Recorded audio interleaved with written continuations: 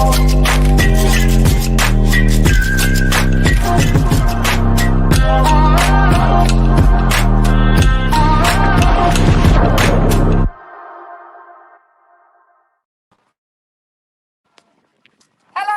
and welcome to the World Toughest Show, Atlantic 2023, for the arrival of the big Oardeal, our 12th boat to arrive in this year's challenge. It is soaking wet out here today. A big squall came in as these guys came in. Oh my goodness, what a row. I have never seen waves so big. How they pulled it in, I'll never know. They turned it, well, what was for us a big ordeal, into a very easy row into the harbour. I don't think it was that easy. Thank you so much for watching, everybody. Come on, guys. We are live in Antigua for the arrival of our 12th team in the World's Toughest Row Atlantic 2023. Let's go, boys. This is big ordeal. On board, we have Richard, John S., John A., and James bringing it home with friends and family cheering from the fort behind. What an incredible row in. Better believe it. That's it, boys! Yeah! That's it! Boys! That's it, guys! Yeah!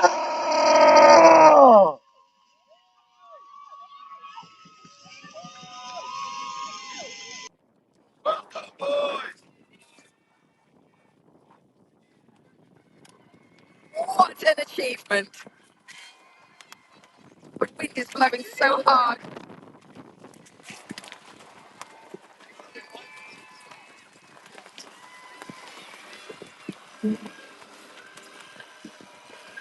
Wow. Oh, oh, the look. Oh, wow. I cannot believe what we just witnessed there. Our skipper of the media boat here, Maurice, just said that we had 12-foot waves out there. No, I don't believe it. I'm going for 30. Definitely. Wow. 30-foot waves. Wow. And I am not exaggerating. Oh. Simply saying, wow, that was an impressive arrival into English Harbour. Yeah. 12th team, the big ordeal. I'm Charlotte, your live reporter, and these guys deserve every single moment of this celebration. Woo. Open it up, bullet. Thank you for joining us live on YouTube, everybody. Let us know where you're watching from. Let us know how you know this team. Send in your messages of support. Keep the messages coming in. These guys will look at the live later, so it'll be nice for them to read all of your messages of support. Make sure you are subscribed to the channel, that way you can get updates and notifications as and when we go live. You don't want to miss any more of our arrivals. Here they go, the big ordeal in the World's Toughest Row Atlantic 2023. Well done, guys! Well done, boys! Come on! Yeah! Come on, boys! Come on! Yeah! On stop, legs! On stop, guys! Well done! You did it, sir!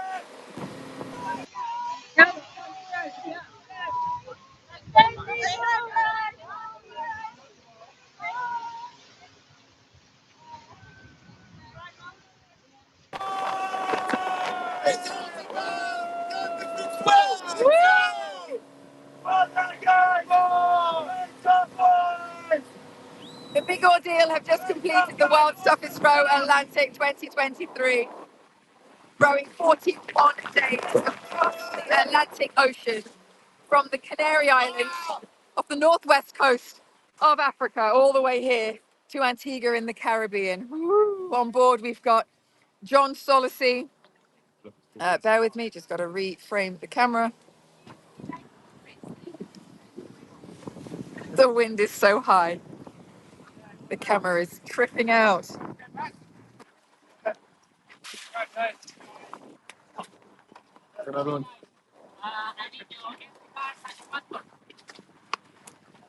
On board we have John Solacey, the skipper. We have Richard James. We have James Christopher and John Ashton, all from the UK.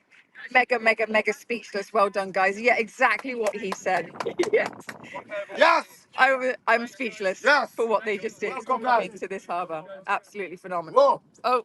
Oh, sorry. Camera's gone out again. Bear with me. There we go. We're back in. Long finish. Yeah. From the UK, ranging in ages from 36. 3,000 miles done. I think all the rain on the device hasn't been helpful. This all right, Ranging in ages from 36 to 49. These guys whoa. Perfect start. previously have previous military connection and a bond which they hoped would stand them in good stead to complete this challenge. And I tell you, they worked as a team to bring that in just now. They had to go on to manual steering. They were on auto when we met them, but they had to go on manual steering because the weather, the conditions, those waves were just broadsiding the boat, and there was no way they could make it work with the auto steering. So they switched to hand steering and they brought it in. If I remember right, it was Richard that was steering the boat coming in, and then John S. and John A. rowing hard. My goodness. Two of the team live in Wales, and the other two are based in Norfolk, in England. Woo! Like many teams, they went for a more northern route, which only then they took a deep dive south when the weather got gnarly and the conditions were intense.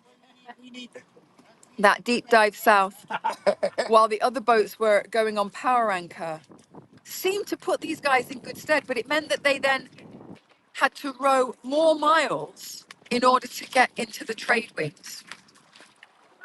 And I think from what I was seeing on the tracker, that these guys have rowed more miles than any team so far in the race. They still managed to pick up those trade winds earlier than most, and they seem to leave the group that they were clumped with on power anchor up in the north in their wake, even though the northern teams did seem to pick up some speed. I think these guys just pipped them at the post. With values of resilience, kindness and gratitude, and never to give up, they were reminded of those daily. Yes. And they stuck to them. So these guys, as you can see, have started to row again now. They're going to row themselves into Nelson's Dockyard, what you can see there in the distance. The beautiful Nelson's Dockyard. As far as I know, the only working Georgian dockyard in the world. If you haven't been to Antigua's Nelson Dockyard, then you absolutely need to. It is a World Heritage Site, a UNESCO World Heritage Site, and it's absolutely gorgeous. And these guys are going to witness that firsthand when they step on land for the first time in 41 days. Oh, yeah. So stick around. You don't want to miss it. We'll see you in a bit. We're going to hit it. We'll see you guys. 3,000 miles. Welcome to Antigua.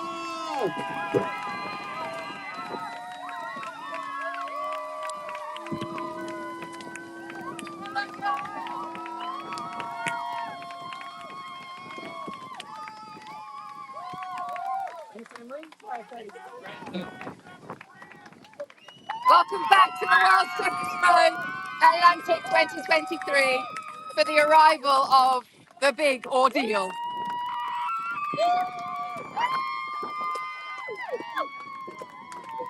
Coming in yet another squall.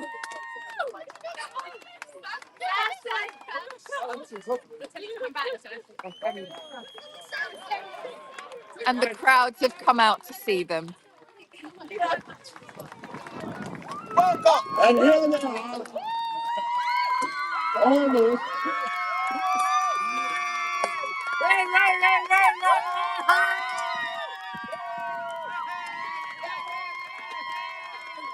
Everyone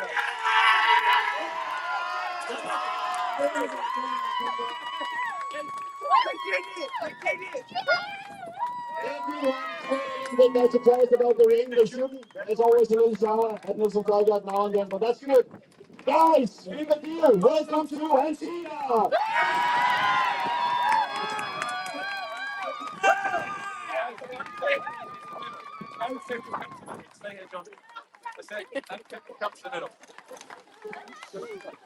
The big ordeal. Did we win? James saying, did we win? Did we win? On board we have John Solacey, Richard James, James Christopher and John Ashton. Look at that. Let's give it up for the big Oardeal!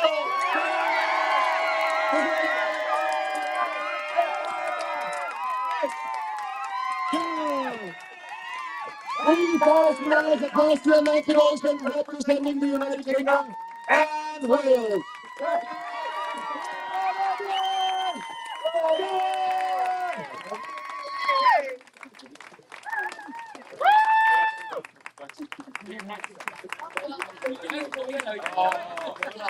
These guys were rowing for 4 charities to cover their respective geographical locations.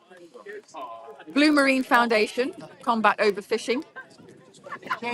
Cambridge Children's Hospital. Challenge Wales, which is an outdoor learning at sea for young people in Wales. Norfolk Community Foundation, dedicated to building stronger communities in Norfolk. Ladies and gentlemen, they left Lebanon December 13th last year. Now they're here after 3,000 cooling miles on the Atlantic Ocean, representing the United Kingdom. Team, the big Oardeal!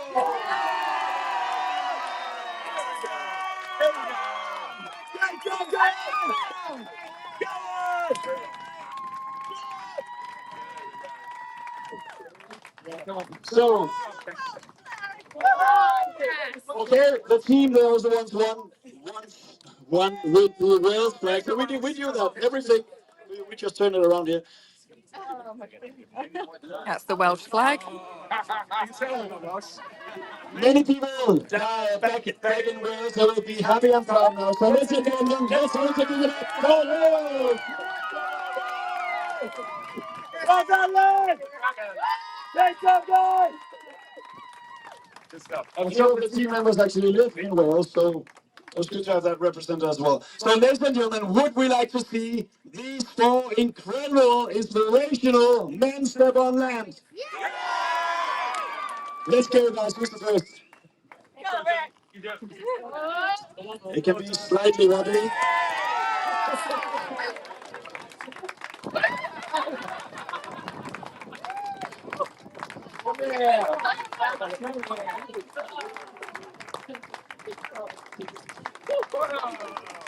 Come on, you country.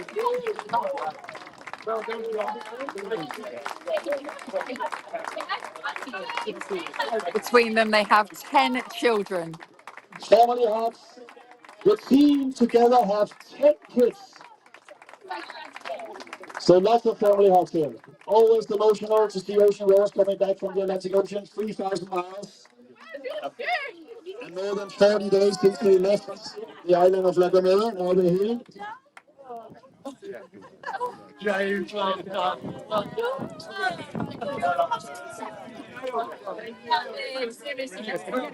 That was so fun. It was so fun. Eggs are so wobbly. I really enjoyed it. Yeah, that was great. Thank you. Yeah, good. Hey, Rick, sorry. Before we get the rowers on the podium, a big thank you to the audience. Also to all the cruise ship tourists. This is what you get in Antigua.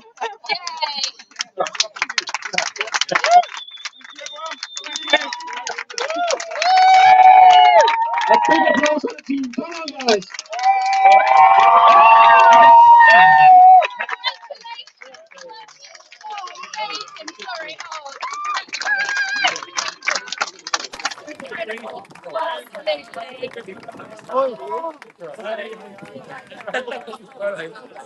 You're very CEO here. Yeah.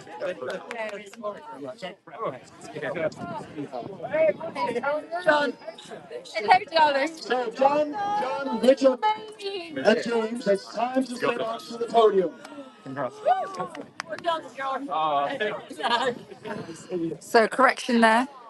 So James Christopher. It's actually James Bracey. Christopher's his middle name. I know, yeah, it's really. The big ordeal, 41 days at sea. And their target was to raise £100,000 for their charities. I believe the last look was around 90,000, but we'll find out shortly just how much they've raised. And guys, the podium moved a little bit as well. So here they are, after 3,000 miles across the Atlantic Ocean. As I mentioned, they started their journey December 13th in La Gomera in 2023, and now they're here, and they did that crossing in 41 days, 6 hours, and 44 minutes. We have a certificate of achievement handed out by fellow ocean rower Lavinia. Also the famous I Wrote the Atlantic t-shirts. We also have them saying I wrote the Pacific. No way. That was a little warning for the family. So guys, what a journey you have had. Many followers, great reports from the ocean from you on your socials. Always good to follow the teams across, what they go through. Is that the responsible one? James. James is So, James, tell us a little bit about the experience out there. Well, the Atlantic is massive. It would probably be even shorter if you went a straight line. Yeah, there's so many emotions. I mean, we've stargazed, we've talked about everything and nothing. We've become closer. We've talked about the things that blokes probably never talk about. So it's been good. A big applause for that. It's a one-off. I can tell you, it's a one-off. It's a bloody good one-off. So, John, man overboard. Tell us a little bit about that. You had a man overboard, I think it was the 19th of January, a few days ago. Yeah, timely reminder of how quickly your day can turn around. Very pleasant conditions, one rogue wave and you're in the water. But luckily this was on, so. Yeah.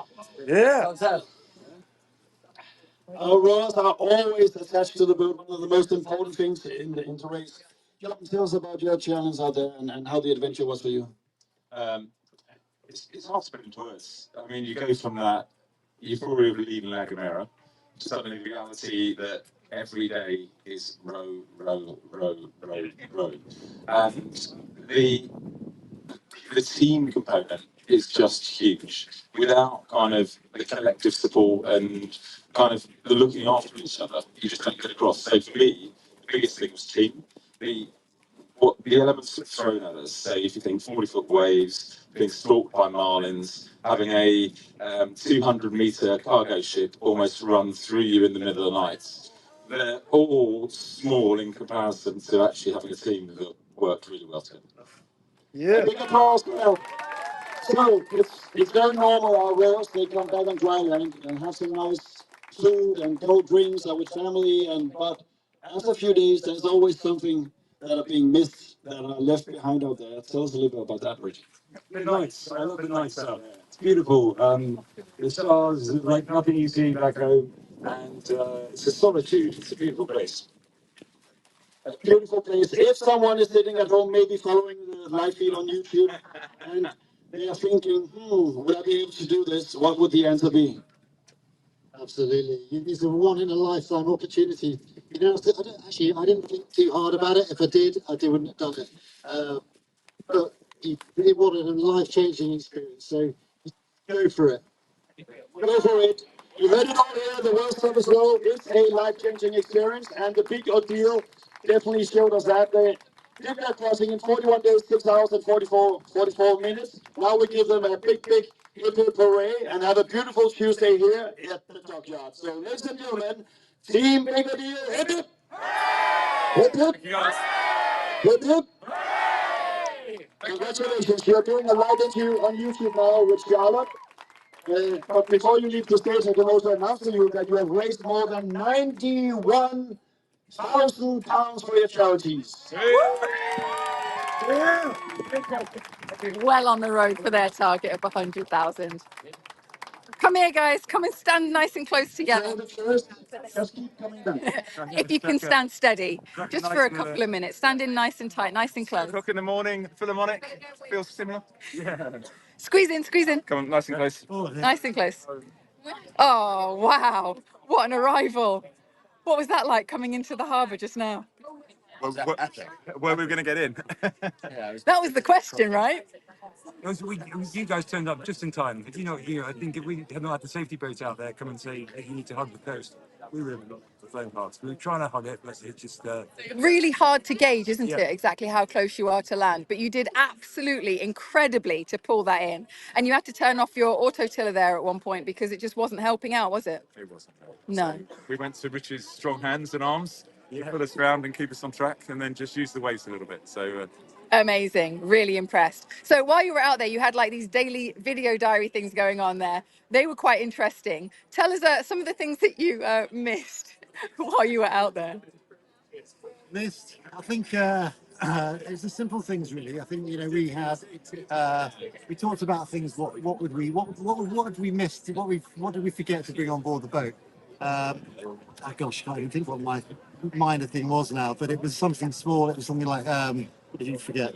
Yours was beard trimmer, James. Oh, beard trimmer. Yes, I'm very good at beard. Yes, exactly. Well done. So it was a beard trimmer, and actually the other one was a pair of dry socks. Probably took twice as much kit as I needed. I listened to some and probably disregarded other comments, but but I took enough pants. And what about the bonbons? Oh, lemon bonbon. Doesn't seem quite so appealing now.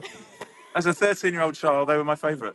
I hadn't thought of them for 30 years. And all of a sudden, the flavour of a lemon bonbon in the middle of the Atlantic just had that little tickle in the head. So phenomenal. You've got your friends, family, supporters, everybody from back home watching. What would you like to say to them? It's a massive thank you.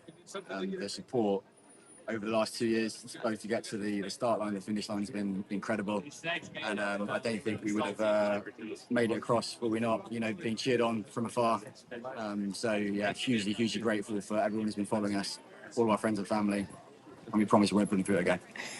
and our sponsors, who, without their generosity and support, wouldn't have been able to happen, which enabled us to raise so far over £91,000, with the aim of still getting to a 100,000 target. And lastly, our employers, some who this one works for himself, so well done, John, for letting yourself go, and our three employers who let us go and hopefully welcome us back. hopefully won't be watching this, so they don't know we're back here.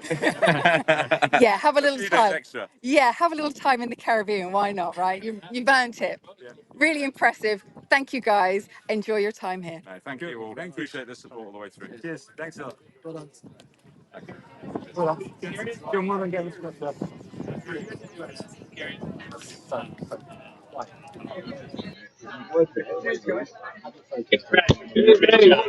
So they're going to get taken off now for their first meal. Before that, they'll get a little weigh in, and then we'll get their photos taken so that we can see how much they've changed since they were in La Gomera. Gosh. Okay, so our 12th team is in. We've got 24 teams still to come. Possibly 3 arrivals tomorrow. So keep an eye out on our socials. We're going to keep you updated as to exactly what time they're coming in.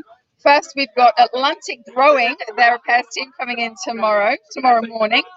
That'll be probably the early hours. We'll see, actually, because that could change. With this breeze, they might come in tonight. You never know. It'll be between 4 and 5 a.m. local time, and that's 8 to 9 a.m. UTC. And then there's also the Entrepreneurship Solo Rower coming in tomorrow as well, between 6 and 7 a.m. local time. That's 10 to 11 UTC. And then maybe later tomorrow night, we'll get our US team, Fight or Die, to come in. So keep an eye on the socials. Make sure you've got your notifications set to all on YouTube. And if you're not sure, you might even have to go to your phone settings to check your YouTube app to make sure that your notifications there are switched on. And then you'll be able to see more arrivals into Nelson's Dockyard here in Antigua. You don't want to miss it.